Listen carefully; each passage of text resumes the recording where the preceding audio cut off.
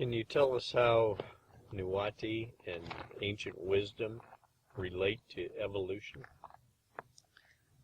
Nuwati involves when you say Nuwati, you're talking about the nothing that is everything.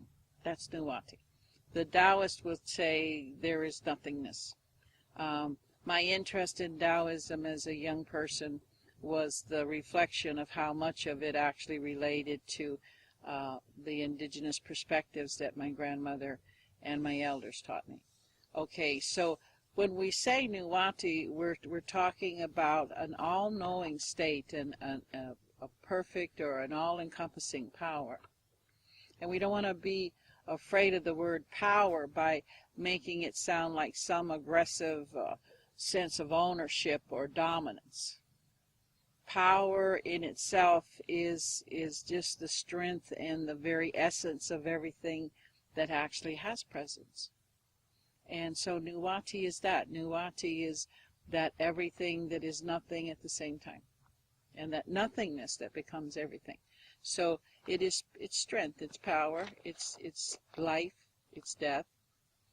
When we say Nuwati, many people have come today to say, these are the medicine ways of indigenous people. Well, when we speak of the medicine way, we're talking about a wholeness. The medicine way is a wholeness.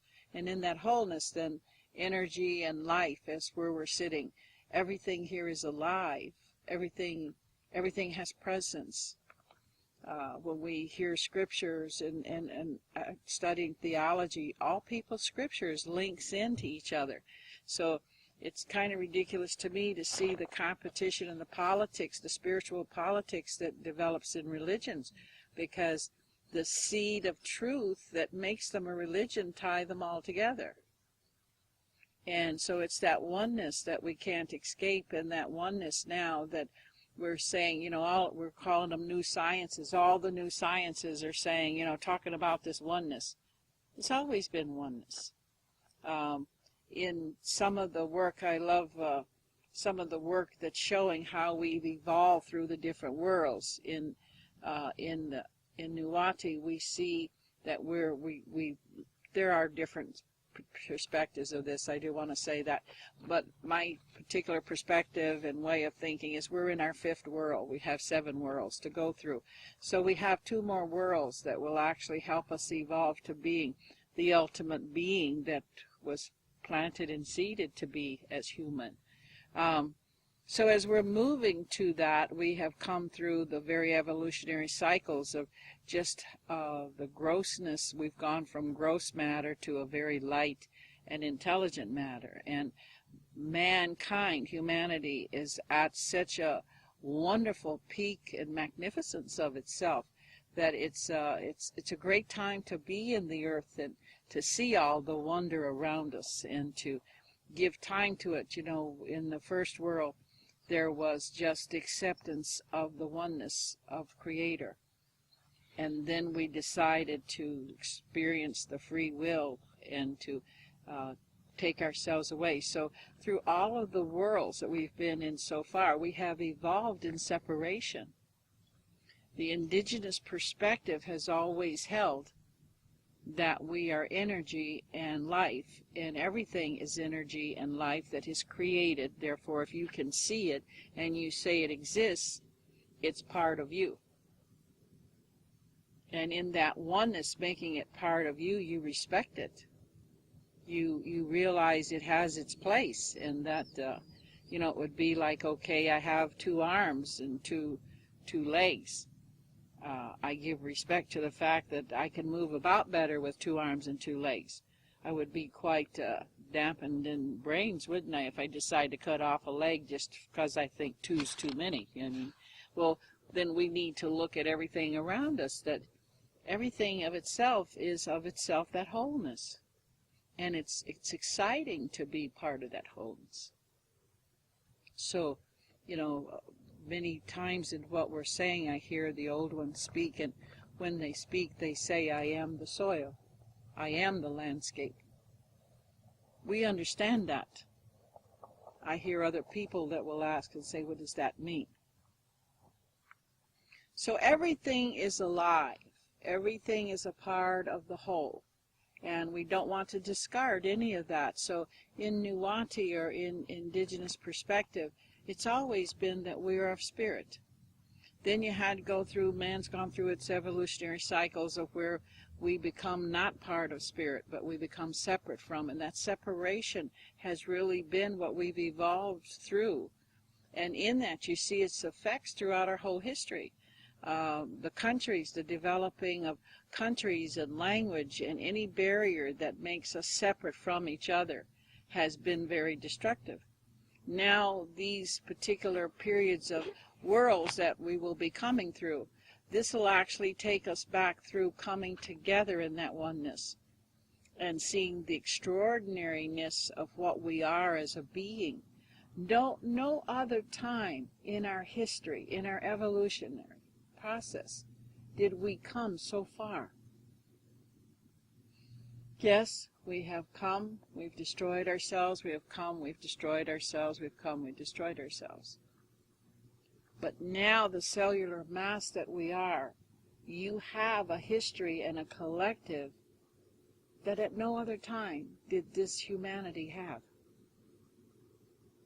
We are the Akashic record. We are the whole history of whatever that evolution is. We have to now begin to open our minds and explore then how much more of what we call God is there that we have been suppressed and denied. How in New Testament and different religions, when the masters were teaching and the prophets were teaching, their stress was always to identify ourselves in likeness to everything so that we could respect it, so that we would be caretakers of it, that we would care for it. How do you care for something? You don't go destroying it and pushing it aside and discarding it. You find a place, you have a placement principle that you put things to where they're in a greater place. So for me, Nuwauti is that wholeness and that oneness that most often gets lost in the busyness of thinking of ourselves individual and separate from. Now in the same thought and question of that, though, we are individual. I teach very much in my teachings that we need to look at ourselves as a fingerprint.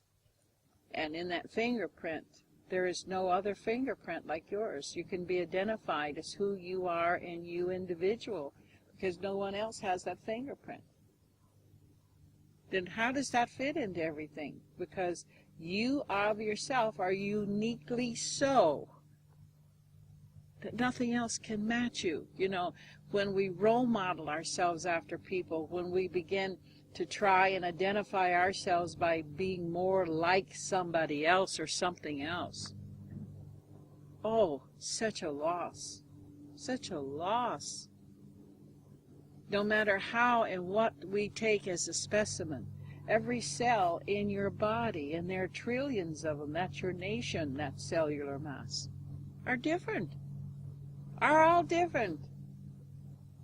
Every grain of sand as we sit here by this beautiful lake and the desert that surrounds it, every grain of sand has an energy field. How do you explain that? How can you minimize yourself and explain that? That's Nuwauti. And, it's not saying or trying to be create an adversity to religious thought and everything, but isn't it very important, and everyone teaches, that we need to live as close to God as possible? What we would ask of God, would we not emanate ourselves? And in doing that, then to be as God is to bless and to care for and to nurture and to respect and to allow.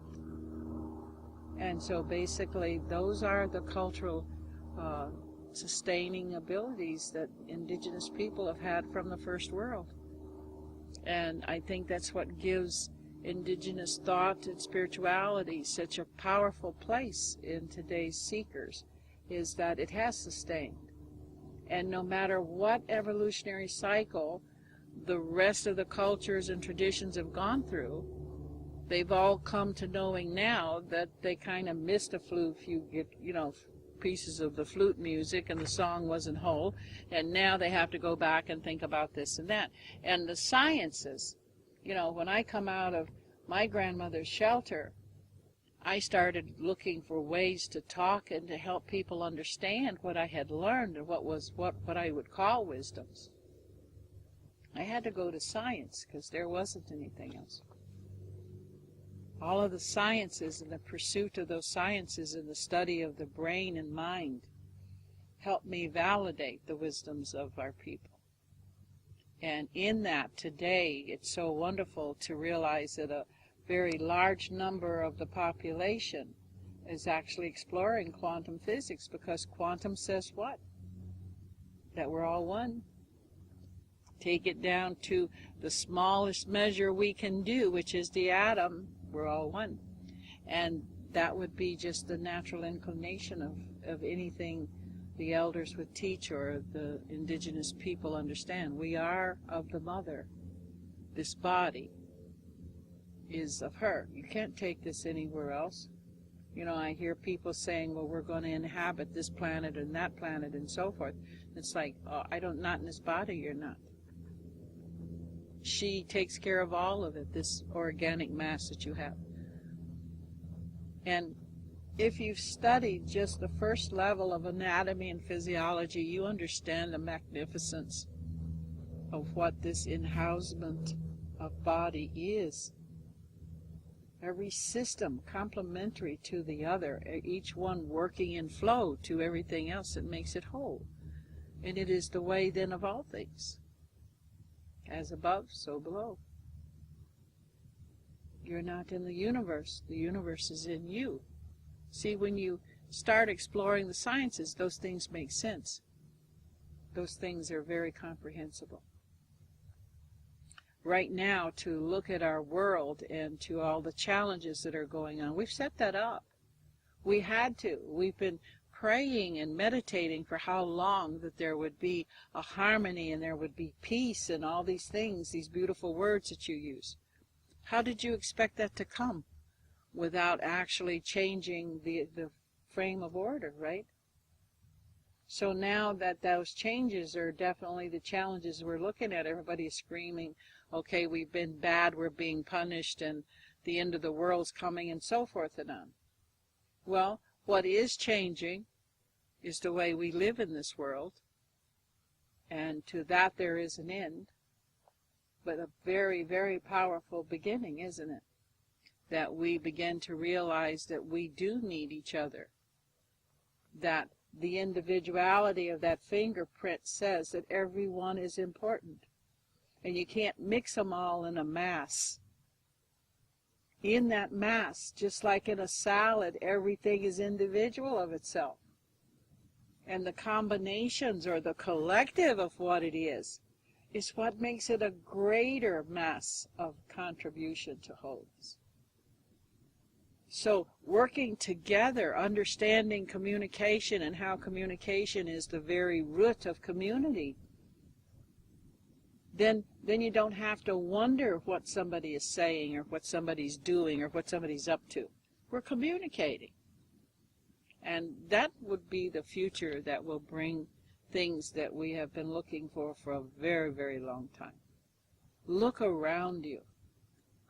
What of this would you want harmed? What of the beauty would you say is a curse? How have you been cast to hell to live in the earth? Look at her. She is beautiful, and she constantly reveals herself to us. If I should fall and hurt myself, within a very close proximity there would be an antidote to anything that I needed. If you're in the forest and you get poison oak or poison ivy, you look for jewelweed, and it always stays and grows very close to where the oak and ivy grows, so that you always have something that will resolve the contrast, or what we call the duality. The duality is the way we look at our medicine wheel. You know, everything has to have a reflection of its opposite or it can't exist. That's the field that you're in. That's the natural law and principle of the field that we're in. So if we run out here as these do-gooders and say that we're going to turn everybody over to what we believe and what we want, and that everybody has to be good, how would you know that? Because there would be no bad for you to measure your good by. How do you know night from day? Because they're different, and they are opposites. Things that need the sun to grow, grows in the sun. Things that need the night to grow, grows in the night. Some of you are actually studying what are the shade foods. You realize they grow in the night and in the moon. So everybody thought that different foods needed just sunlight. Well, all life here needs sunlight, but the nocturnal energy field brings a lot of other things to the food sources, just as it does to the water. So, you know, there's just such a bigger picture of how everything fits. Even the opposites have a place that they fit into the wholeness. Yin and yang, when you look at the symbol of the Taoists, when they have the yin and the yang, you know, you have a balance in that wholeness. The black and the white are a balance to each other. You would not know the benefits of the black if you did not know the benefits of the white. So as we look into our life, Nuwati says all is of life, and life is all energy, and energy is power. Did I answer your question? Yes. All right, that's good. And do we have some more? Yes, it's been said that you teach inclusiveness. How important will that be in our near future? What can I really take with me today to be effective in today's world? There's two questions there. So inclusiveness, let's handle that. And then you want to know what you can take from what I'm teaching or what I'm working with today? Okay, well, let's deal with inclusion. Nothing will survive without inclusion. We had, at some of the earlier programs in that, I've talked extensively to sustainability and to communities of sustainability. Right now, all the challenges are pushing us closer together. We realize the vulnerability of being isolated and separated. Like I said, separation destroys. You cannot survive in separation. And so for us to look at ourselves as countries or states or municipalities and that we exclude everything else, it's not healthy, nor can it come to a place of great enhancement. So as we're moving through this evolutionary process, we're looking at a planetary situation. Okay, you have a planetary interest of ISO that just passed across the face of the sun. We're realizing not only are we a planetary presence, but we're also a galactic presence. And in that we fit. We have a place. We are in placement. Okay, so basically what we want to look at now is to ask ourselves, okay, what would we exclude if we're saying everything is whole? You know, if I'm going to bake a cake, earlier on over the past week we were discussing some food, and we said the importance of a pinch of salt in a cake or a pie, where we actually eat that for what? The sweetness of it, right? But without that pinch of salt, we don't have the exact sweetness that we're seeking. So it's the little bit of this and the little bit of that and putting it all together that gives us the whatever the what is. And in that, everything is included, everything. So when we start looking at inclusion, you know, I would suggest, if you ask what could you take away today and apply in your life, go out and meet and get to know something about as many people as you can. Include them in your memories. Let them be a part of what you pray for, that you ask for greater wholeness and all good things for. Make yourself included in activities of interest. Okay.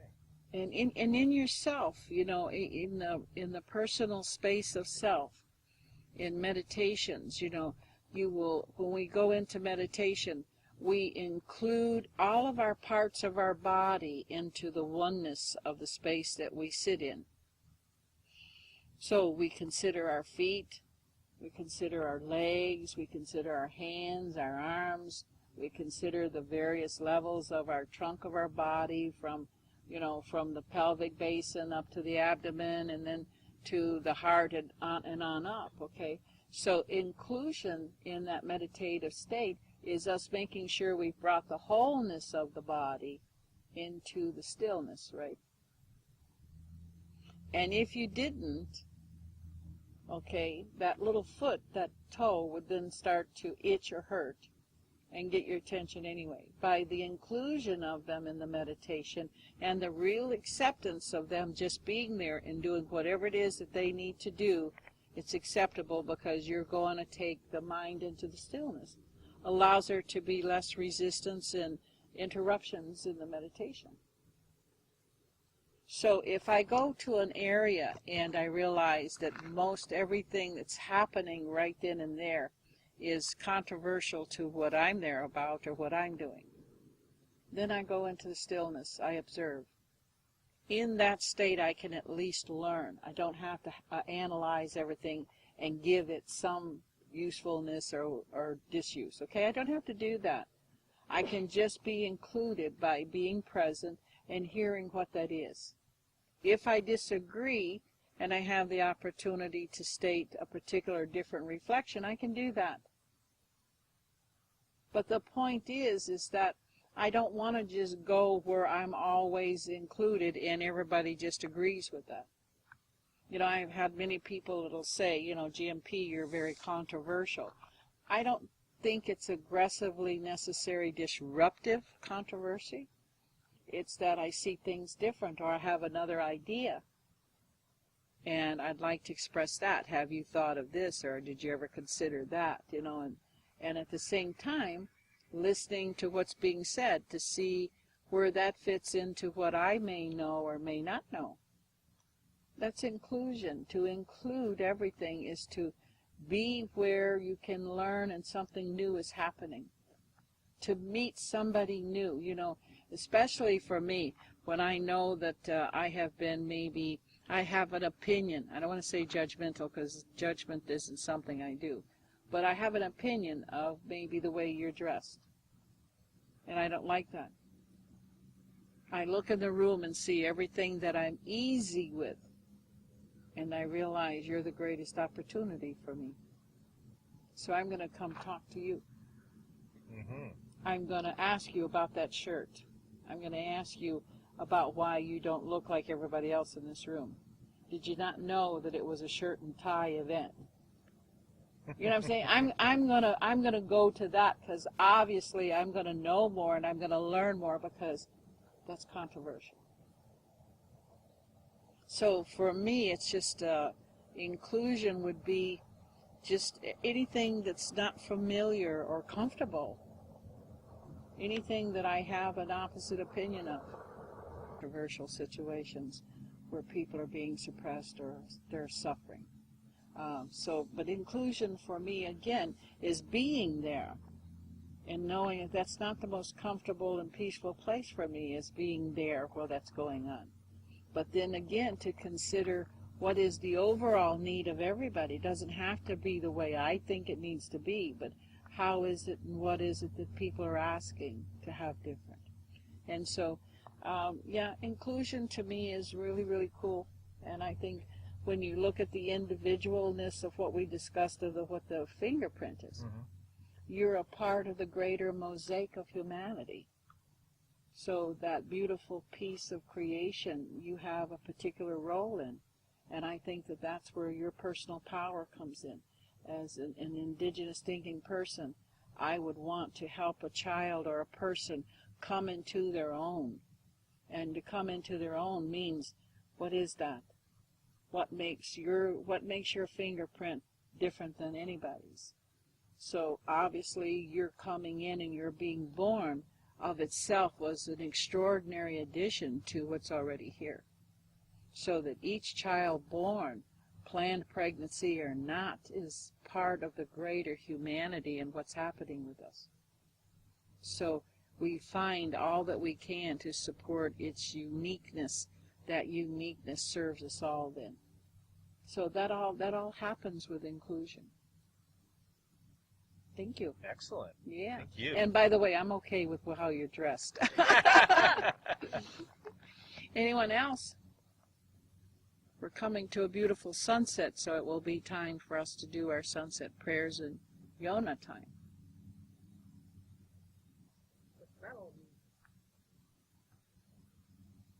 What does that all mean? Yes. Well, Yona means it's sunset, that's the bear, and it means we do a little ritual of appreciation, and we send all of the good things of this day forward so that the sun, when she greets the people of the new morning, wherever that may be, would have a blessing to begin their day. It's a taking all good things forward again. Inclusion again. Okay. All right, we thank you very much, and I think we can move on to that and make sure that you take time to form a beautiful memory of everything about us here. This is beautiful.